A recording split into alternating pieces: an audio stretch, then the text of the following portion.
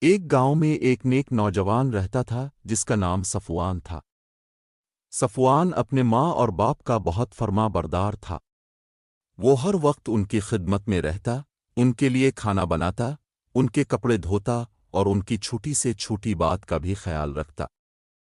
ایک دن صفوان کے دوستوں نے اسے کہا، صفوان، تم ہمیشہ اپنے والدین کی خدمت میں لگے رہتے ہو، اپنی زندگی جیو۔ صفوان نے مسکرا کر جواب دیا، ترمذی شریف کی حدیث ہے، سنو۔ میرے نبی صلی اللہ علیہ وسلم نے فرمایا ہے، والدین کی رضا میں اللہ کی رضا ہے اور والدین کی ناراضگی میں اللہ کی ناراضگی ہے۔ یہ سن کر دوست خاموش ہو گئے اور صفوان کے عمل سے متاثر ہوئے۔ اسی رات صفوان کے والد بیمار ہو گئے۔ صفوان نے پوری رات ان کی تیمارداری کی اور ان کے لیے دعا کی۔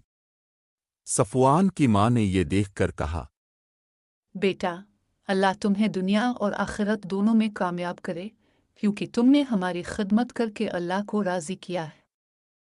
یہ سن کر صفوان نے اللہ کا شکر ادا کیا اور والدین کی خدمت کو اپنی زندگی کا مقصد بنا لیا۔